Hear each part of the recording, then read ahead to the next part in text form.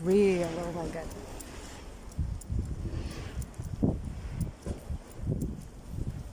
Oh, grabe. Hello mga Vex. Hello mga Beshi. Pauwi na tayo ngayon. Katatapos lang magpok-pok for this day. At ayun na nga. Naabutan tayo ngayon ng SnowStorm. Wala pang 5 o'clock dito, ang dilim-dilim na. Kaya, let's go home. Siyempre, pag uwi natin, naka-ready na din yung mga Vicks, efficacent oil. Para sa mga nagtitigas sa nating tuhod at kasuan.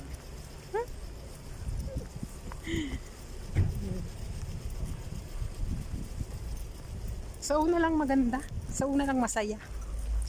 Pero kalaunan, masakit din. Masakit sa buto ang snow. Parang pag-ibig lang yan. Sa una lang yan masaya. Sa una lang masarap. Pero pag tumatagal na, nakakasakit na siya. Nakakasakit na siya. Nakakasakit na siyang masyado. Nakakasakit na siyang masyado. Kaya. Yung SnowStorm. Yes. Kaya pag dapat alert ka dito kasi pag patanga-tanga ka, naku, madudulas ka rito, mababalakangan ka. Kaya dapat alert.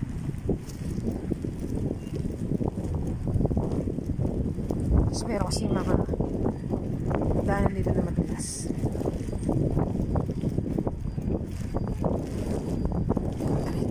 Sakit sa mata. Diba? Saya-saya. Pero may mga special tire sila rito. Yung mga kotse niya. Papalit sila ng gulong kapag winter. Dapat yung makapit.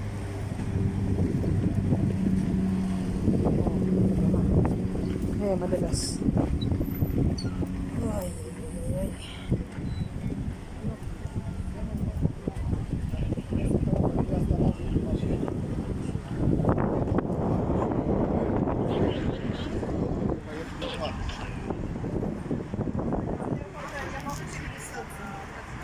Pero hindi naman siya ganong malamig. Alam mo, mas malamig pa nga kapag dry.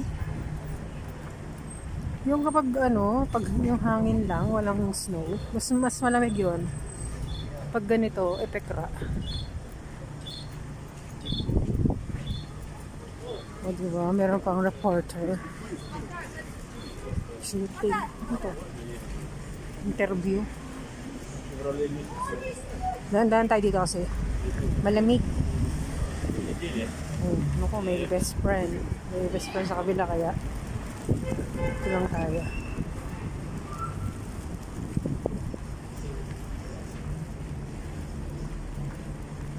Masarap naman mag-snow. Masarap naman sa ganitong bansa.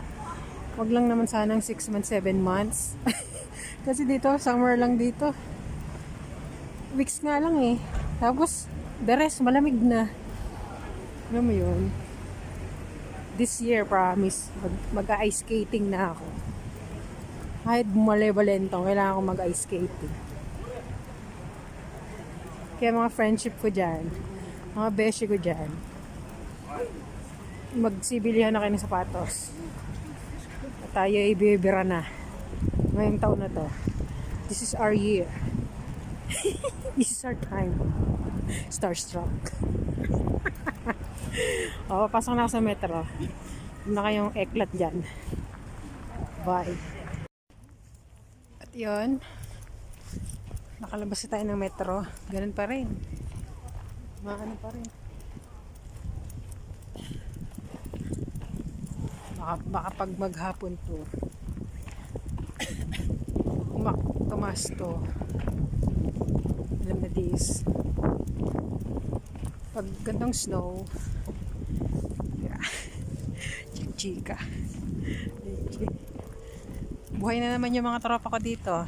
Mga Squid Games. Yung mga player ng Squid Games. Mga nagsasalsal ng yelo.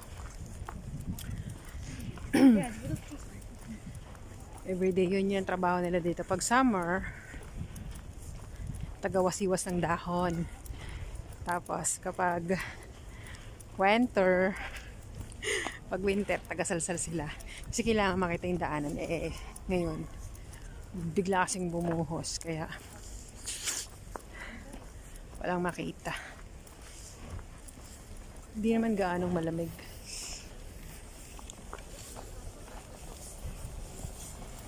Ay, dapat dahan-dahan tayo kasi madulas. Pag tayo nadulas, balang, skuday. Sakit dito, nakailang dulas na rin ako nun eh. Kala ko mababali na yung balakang ko. Sa bigat ko ba naman? Teka lang. Bago tayo umuwi, dahil tayo sa grocery para bumili ng chichak. Medyo maaga-aga pa. 5:20 PM pa lang. Pero madilim na. At school.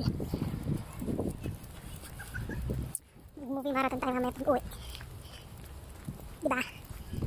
Ang boses ko laki. Panglaki. Laki naman ako pa rin. Mapaalim naman. Basta naman ang hangin. Dati na ang pulis pang lawak.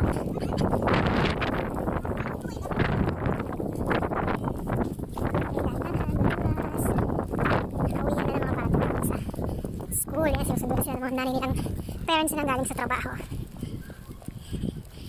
Kasi dito ay pwede iwan yung mga bata dyan 8 hours pag papasok sa work yung mga parents.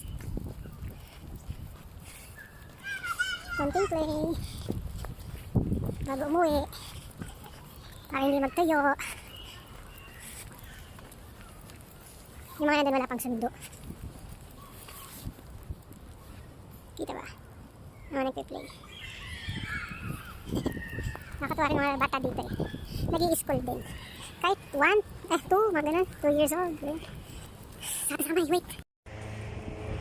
Yung maingay na yun yung machine na nagwawalis ng snow. Parang ang dilim ko lang. Dilim. Wala, ba't dilim?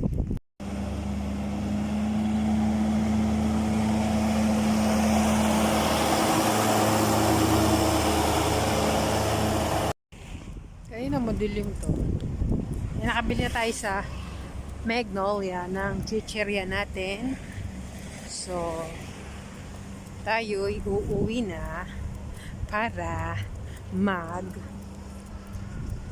manood ng dumidilim. Ay, puta na. Sorry. Netflix. No. Kasi nalamigan tong cellphone ko eh. Baka mahihilo sa lamig. Bye. Pero pag dito, uy, tawid na ako.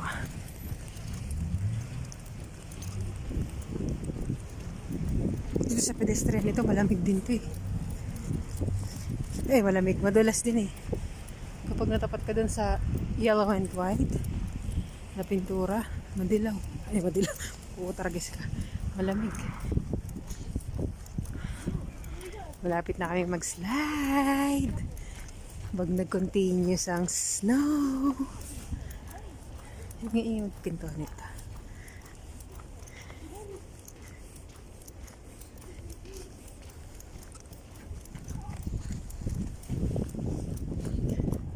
Mga ilang oras pa pag nagmagdamag tong snow na to, hindi na makikita yung ano, yung mga kotseng yan. Puro na yan ano, yelo. Lamig sa kamay. Sakit. Hindi natin nakunan kanina yan eh. Yung snow sweeper. Kaya bukas di na yan kita.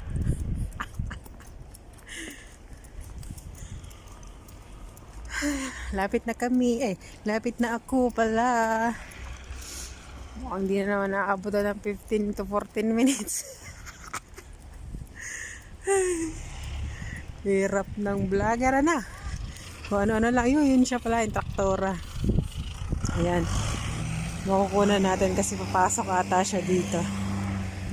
Sana dito siya pumasok. Sa kabila.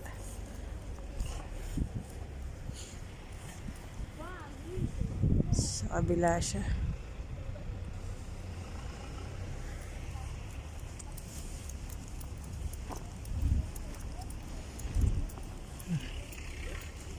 Yan na. Bubong na. Ano yung bubong? Yung iba. Okay, bye. At nandito na tayo sa bahay. Tayo ay mag-te-te. Mag-te-te. Magti tayo mga inday. Yun yung mga gagawin natin pagkakakunin natin. Para hindi tayo magsakit. Hindi tayo magka-COVID.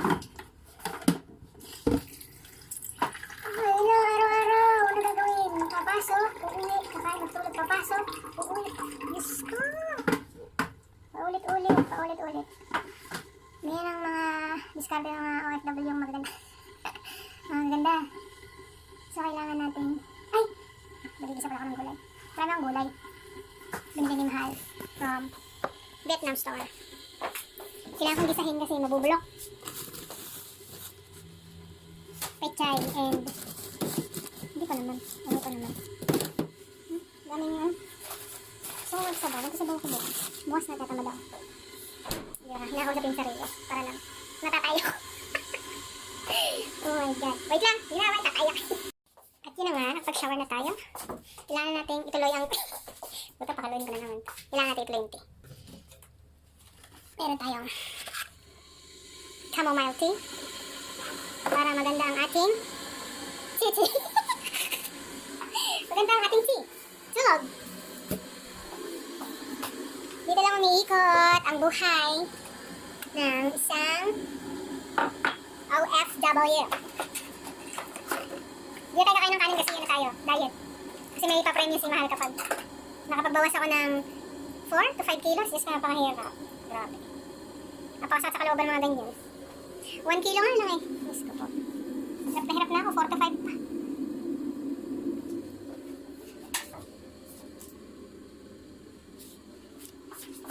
Yan lang. Happy Wednesday, mga beshi. At yan natapos sa ating vlog. So, ito na yung tea. At tayo yung mag-Netflix na. Movie marathon naman. Bye!